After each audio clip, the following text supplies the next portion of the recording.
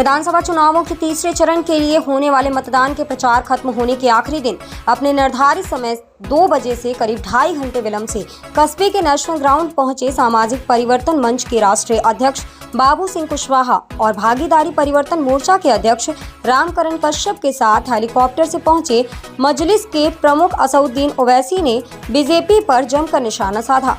इस दौरान भारी संख्या में क्षेत्रीय लोगों द्वारा असउद्दीन ओवैसी की एक झलक पाने के लिए उनका इंतजार किया। जनपद के मुस्लिम बाहुल्य इलाके मौदहा में ओवैसी की फैन फॉलोइंग के कारण हजारों की संख्या में महिला पुरुष उन्हें सुनने के लिए चिलचिलाती धूप में उनका इंतजार करते रहे। विलंब से जनसभा स्थल पर पहुंचे तीनों नेताओं में बाबू सिंह कुशवाहा ने सीधे ओवैसी को माइक पर आने की बात कही।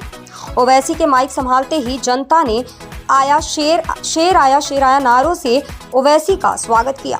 12 मिनट के लिए माइक संभालते ही ओवैसी ने अपनी आक्रामक शैली अपनाते हुए बीजेपी पर हमला करना शुरू कर दिया और कहा कि सरकार 3 तलाक की बात करती है। अब समय आ गया है कि जनता मोदी और योगी को 3 तलाक दे दे।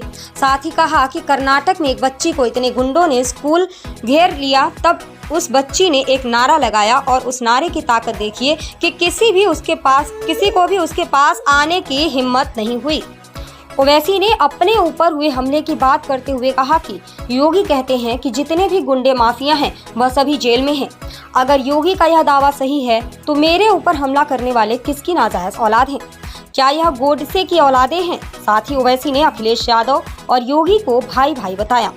ओवैसी इतने में भी नहीं रुके और सरकार की पूरी रूपरेखा तैयार करते हुए कहा कि प्रदेश में हमारे गठबंधन की सरकार बनने पर बाबू सिंह कुशवाहा को 2.5 साल के लिए मुख्यमंत्री बनाया जाएगा, जबकि 3 उप मुख्यमंत्री होंगे, जिनमें एक मुस्लिम समुदाय से तो दूसरा दलित समाज से होगा।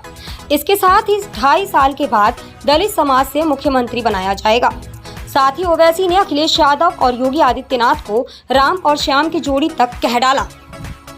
इसके साथ ही ओवैसी ने बताया कि जब हम और हमारी पार्टी के एमपी इम्तियाज जमील 2 एमपी मजलूमों, महिलाओं और बेरोजगारों के हक की आवाज उठाते हैं तो पूरा सदन हमारी ओर टकटकी लगाकर देखता है और हमारी बातें सुनता है।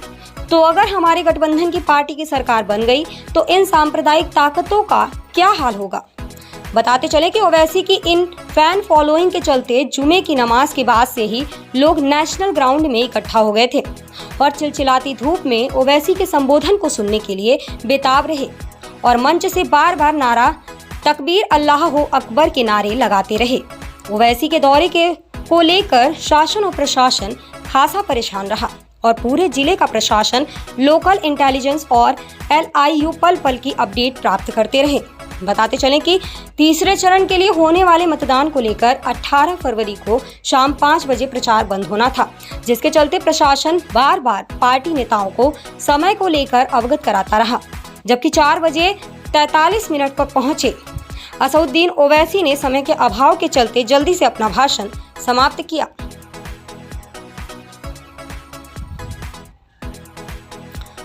अपडेट मीडिया के लिए मौदहा हमीरपुर से अजहर हुसैन टीपू की रिपोर्ट।